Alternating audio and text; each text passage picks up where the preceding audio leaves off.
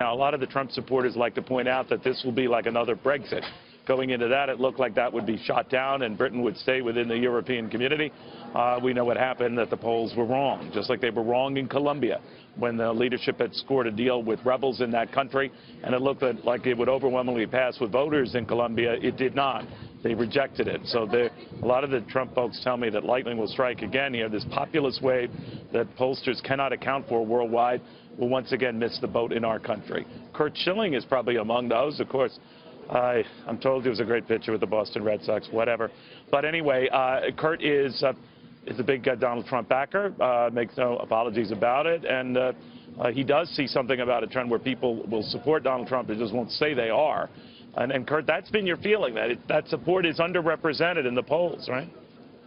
Well, I think it's intentionally underrepresented. You mentioned 48 and 80, the elections. Those were very different times in the world and in the country. They didn't have, there wasn't a media dead set against one candidate like we have now. And that, to me, is the overriding factor, because as the world that I'm out in is not reflective of what the polls are saying. And that, to me, is probably as important as anything. I don't think lightning has to strike in a bottle. I think you're going to see what amounts to political revolution on the 8th. I think that there's an enormous amount of Trump supporters that are either not being polled or not coming out as Trump supporters during the surveys. And James Carville said, I think about a month and a half ago, that Democrats were being oversampled like 15 to 25%. I see no reason why the media would change that narrative, because for all intents and purposes, I think the American people believe the media wants to get Hillary Clinton elected no matter what.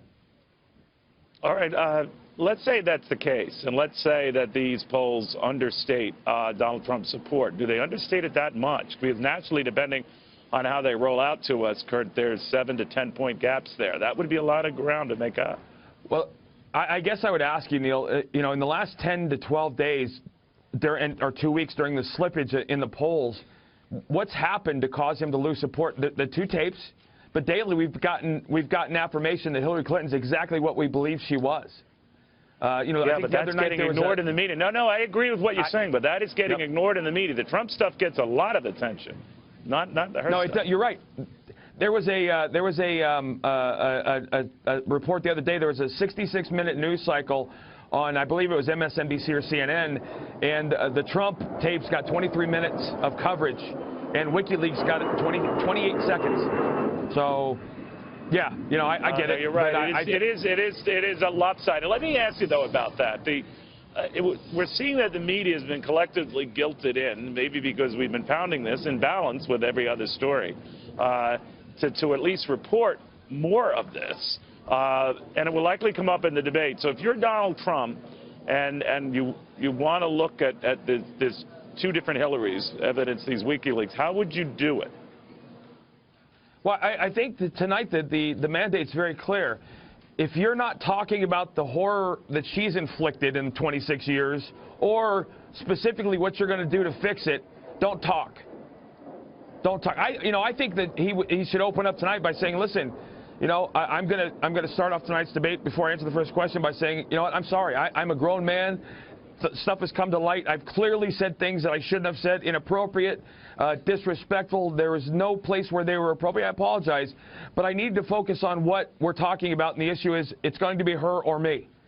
For 26 years, this woman's been about herself. It's been about stealing, lying, corruption, and all the things that WikiLeaks is proving to us. Not for 1 second has she ever made a decision that would put country before herself. And I think people need to understand that that's what we're talking about.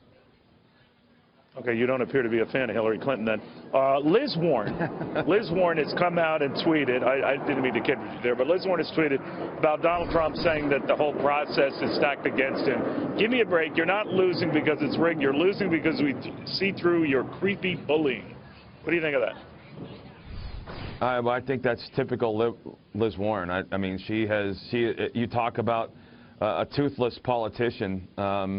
She's the epitome of a tax and spend liberal who stood. I know she grandstanded on TV last week in front of the CEO of Wells Fargo with a hand slap and a chastise, and nothing happened.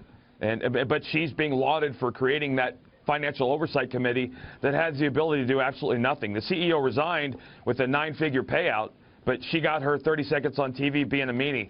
So I guess that's good. But you are definitely challenging her now. Before you were talking about it when we last chatted. Now you or no? What's the deal?